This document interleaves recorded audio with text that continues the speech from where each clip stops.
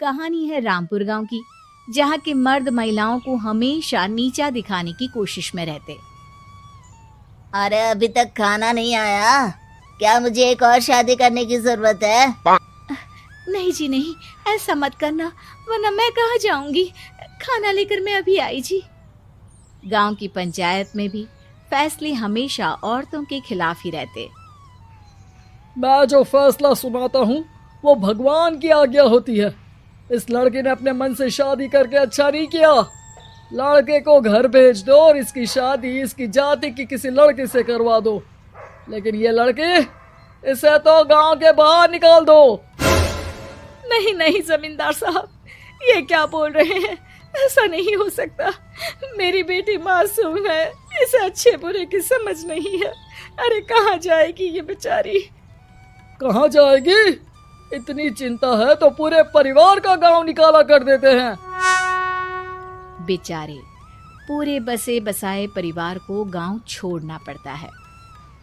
चाहे जो हो, अगर बेटियों को कंट्रोल नहीं कर सकते तो गांव में रहने का कोई मतलब नहीं है। यहाँ औरतों को दब कर रहना होगा। कोई भी अपने हिसाब से कुछ नहीं कर सकता, सब ईश्वर की मर्जी से ही होगा। तभी गांव का एक आदमी दौड़ा दौड़ा आता है। सरपंच साहब, जमींदार साहब, वो कालिया है ना, उसकी बेटी पढ़ने के लिए शहर जा रही है। अच्छा, ये कब हो गया? और कालिया की हिम्मत कैसे हो गई ऐसा करने की? लेकर आओ उसे और उसकी बेटी को। बस फिर क्या था, हाजिर हो जाते हैं कालिया और उसकी बेटी सरपंच के सामने। और कालिया, ये क्या सुनने में आ रहा है? बेटी को इंजीनियर बना रहा है तू? और ये बता, गांव में तो स्कूल नहीं है, फिर कहां से इतनी क्लास पास कर गई तेरी बेटी?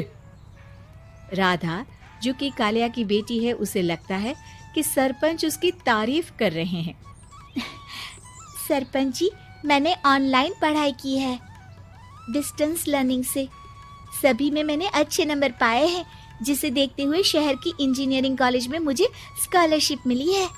वाह जी वाह, क्या होती है ये? पहले तो ये बताओ, फिर आगे की बात करते हैं। पूरा गांव राधा की बात सुन रहा था और राधा बोलती जा रही थी।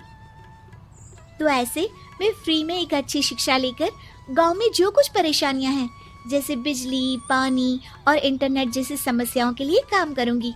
मैं गांव को शहर से जोड़ने के लिए पुल का निर्माण करवाने का प्रस्ताव रखूंगी। मुझे पूरी उम्मीद है कि जल्द ही हमारा गांव भी तरक्की की राह पर चल पड़ेगा। राधा की बात सुनकर सारे गांव वाले ताली बजाने लगते हैं।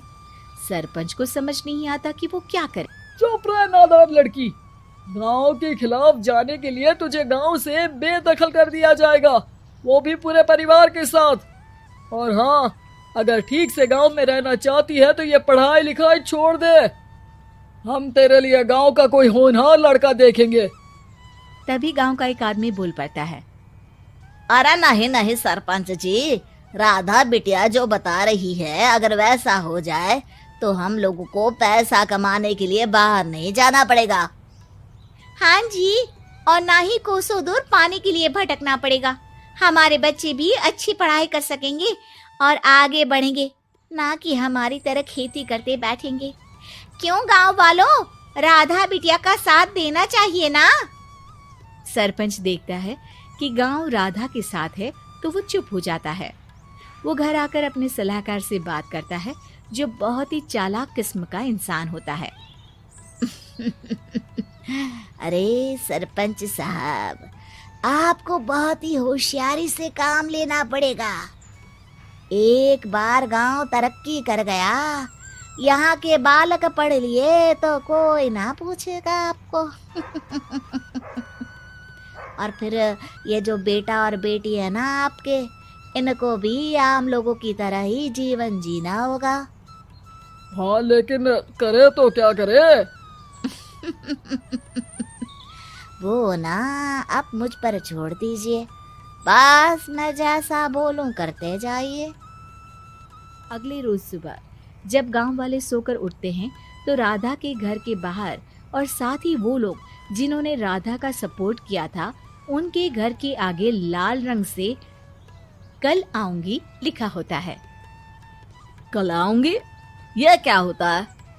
अरे यह तो खून से लिखा है, लगता है कोई भूत प्रेत या चुड़ैल का साया है।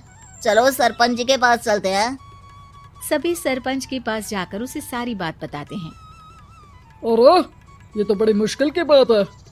चलो मैं एक बाबा को जानता हूँ, उन्हें बुला लेता हूँ। सरपंच बाबा को लेकर गांव के घर के बाहर जाता है। ओहो, तो ये वो चुड़ैल है जो उन लोगों को निशाना बनाते हैं जो गांव को बदलने का सपना देखते हैं। वो गांव को ऐसे ही संपन्न देखना चाहती है। वो नहीं चाहती कि कोई बाहरी यहाँ का कायाकल्प करे। क्या तुम लोगों में से किसी ने गांव को बदलने की सोच रखी है? तभी राधा की माँ रोते रोते आती है। मेरी राधा घर से गायब हो गई है। अरे कोई तो बचाओ, मेरी बच्ची कहाँ गई?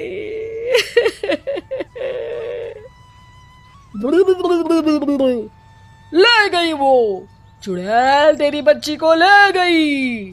अब वो उसे श्रापित करके छोड़ेगी, उस पर चुड़ैल का साया हो जाएगा।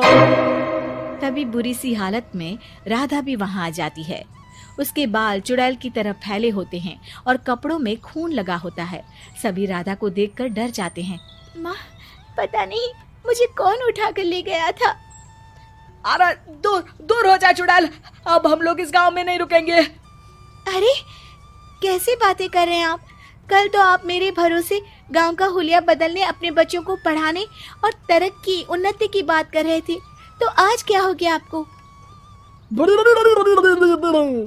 ये फिर तुम लोगों को बहकाएगी। ये चुड़ैल गांव में आ चुकी है, ऐसे ही ये तुम्हारे घर के बच्चों को भी ले जाएगी। गांव वाले राधा को गांव से बाहर निकाल देते हैं। उसके माँ बाप रोते रहते हैं, लेकिन गांव वाले नहीं मानते। मैं भी अपनी बहन के साथ गांव के बाहर रहूंगा, लेकिन वो पढ़ाई नहीं छोड़ेगी। वहीं सरपंच के घर पर सलाहकार कहता है। देखा, सांप भी मर गया और लाठी भी नहीं टूटी। लेकिन अगले ही दिन सरपंच के घर के बाहर भी वही शब्द लिखे होते हैं।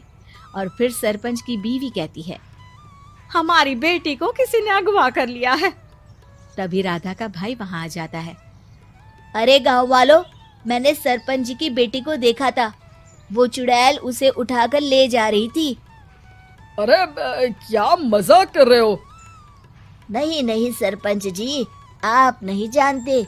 वो चुड़ैल अब आपकी बेटी में आ जाएगी, जैसे राधा के अंदर आ गई थी।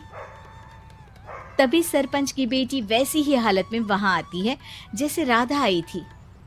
पापा, पता नहीं कैसे मैं गायब हो गई थी। चुड़ैल, इसके अंदर भी चुड़ैल का साया है, मारो इसे। अरे नहीं नहीं, इसे भी राधा के पास गांव के बाहर ही भेज दो। अरे चुप रहो, मेरी बेटी कहीं नहीं जाएगी और चुड़ैल वुड़ैल कुछ नहीं होता है। अरे कैसे बात कर रहे हो सरपंच जी? आप तो बोल रहे थे कि आपका फैसला भगवान का ज्ञान होता है, तो अपने पर बात आई तो अब आप ऐसे बोल रहे हैं। अरे ना ना ना, आपको अपनी बेटी को त्यागना ही होगा। अरे बुलाओ बाबा को। राधा का भाई बाबा को ले आता है, जिसे अब गांव वालों के डर के कारण सच बोलना पड़ता है।